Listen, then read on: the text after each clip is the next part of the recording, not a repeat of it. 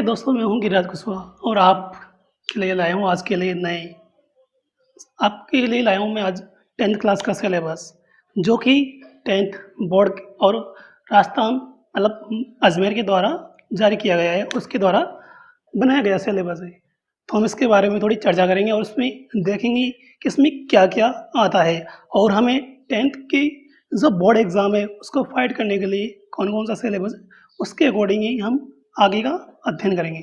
चलिए देखते हैं आज के लिए। देखिए, English subject, English 10th class. देखिए, सबसे पहले आता है इसमें रीडिंग। जो पहला पोर्शन आता है वो आता है रीडिंग का। रीडिंग का मतलब होता है ऐसे क्वेश्चन आते हैं आपके जिनके जवाब आपको पढ़कर पढ़कर और उसको देखकर देना होता है।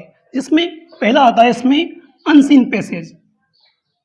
अनसीन पैसेज अनसीन पैसेज का मतलब होता है ऐसा पैसेज आता है, इसमें पहला पहला ऐसा पैसेज आता है जो आपने कभी नहीं देखा हो पहले, मतलब आपने पढ़ा नहीं हो, लेकिन वो आपकी मेंटल एबिलिटी के ऊपर चेक करता है एग्जामर कि आपको कितना पढ़ना आता है, कितना समझना आता है आपको।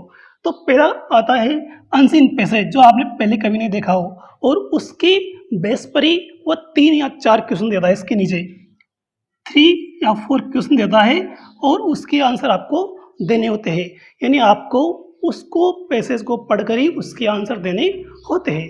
ये होता है अनसीन पैसेज। और ये आता है प्रोज, यानी ये गद्य का आता है। कौन सा आता है ये? गद्य में, जिसको आप जैसे कहानी टाइप, जैसे कहानी की तरह होते हैं ना, उस प्रकार के एक पैसेज आता है।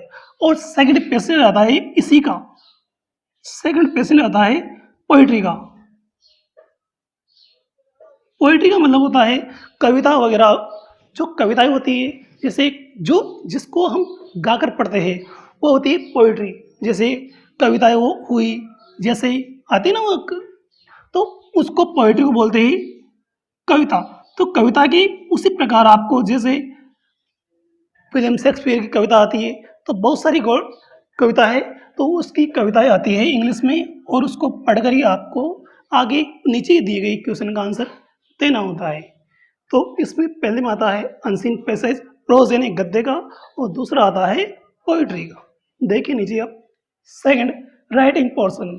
राइटिंग पोर्शन में होता क्या है, आपको जिस टॉपिक के ऊपर, जो टॉपिक के ऊपर वो एग्जामर अपना आंसर लेना चाहता है, उसी के ऊपर आपको लिखना होता है। जैसे पहला आता है इसमें लेटर। क्या आता है इसमें? लेटर। लेटर का मतलब होता है एक पत्र लिखना होता है। पत्र 2 प्रकार के होते हैं, एक होता है फॉर्मल लेटर और एक होता है इनफॉर्मल लेटर।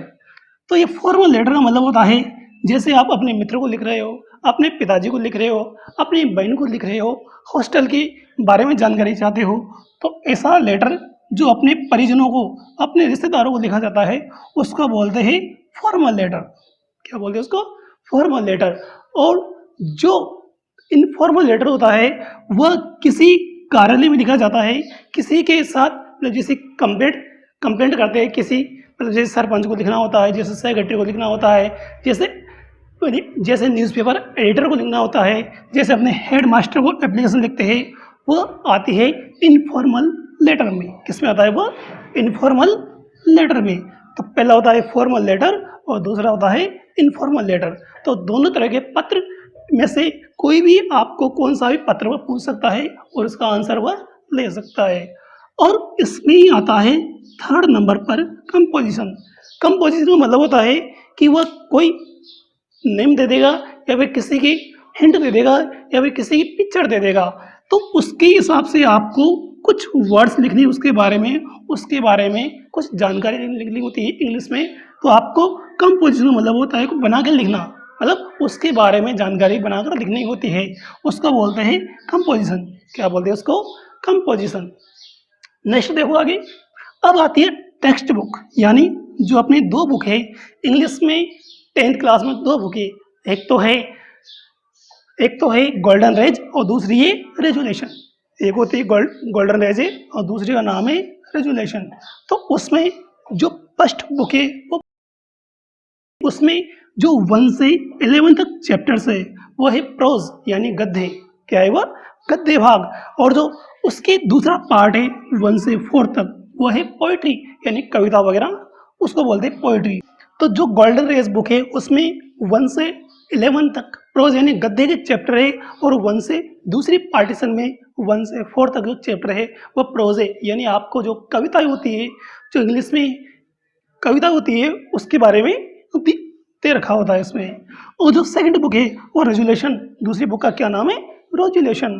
तो जो चैप्टर है उसमें 12 चैप्टर है 1 से 12, यानी उसमें टोटल 12 चैप्टर है। और प्लस उसमें ये दे रखा है रोड सेफ्टी एजुकेशन, यानी सड़क सुरक्षा के बारे में थोड़ी बहुत जो शिक्षा होती है कि हमें सड़क पर किस प्रकार चलना चाहिए, उसके नियमों को किस प्रकार फॉलो करना चाहिए, ट्रैफिक के रूल्स को किस प्रकार हम अपने जीवन में फॉलो करते हुए आगे बढ़े, तो उसके बारे में ही रोड सेफ्टी के बारे में एक चैप्टर स्पेशल रूप से दे रखा है। तो ये यहाँ तक है।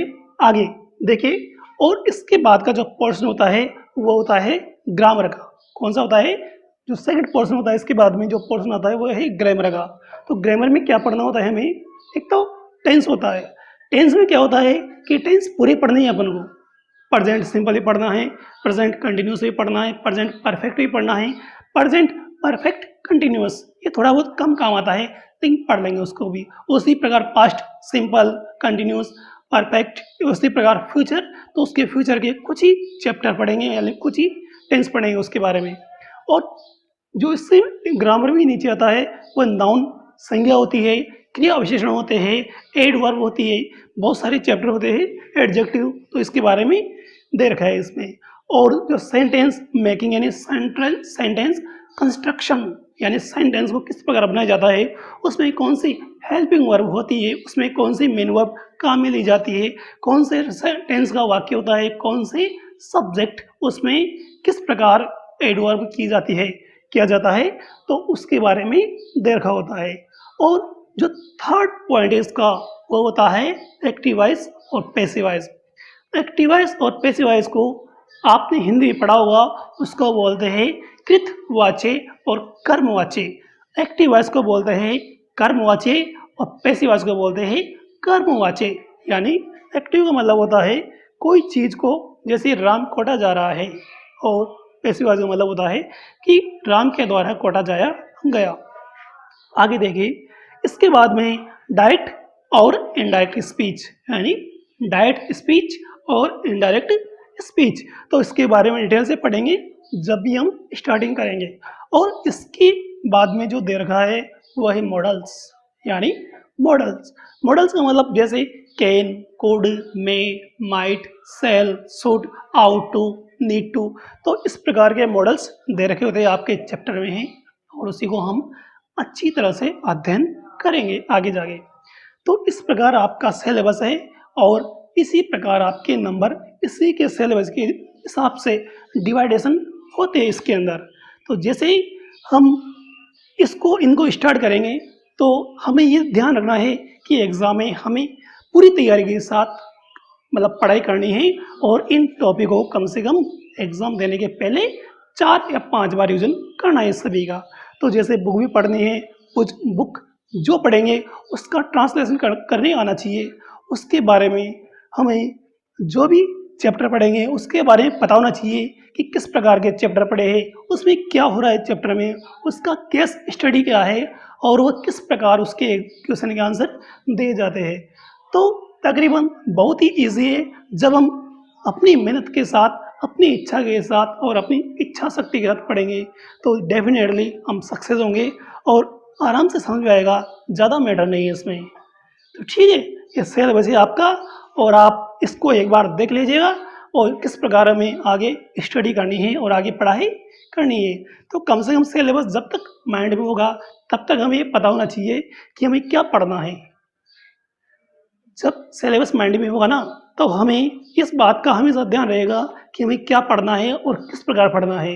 यदि हम सिलेबस को दिमाग में लेकर पढ़ेंगे और इसके हिसाब से पढ़ाई स्टार्ट करेंगे तो डेफिनेटली हमें कोई समस्या नहीं आने वाली है, कोई प्रॉब्लम फेस नहीं करनी पड़ेगी, और हम अपनी जो टारगेट है, जो अपना गोल है, उसको आराम से ईजीली अचीव कर पाएंगे।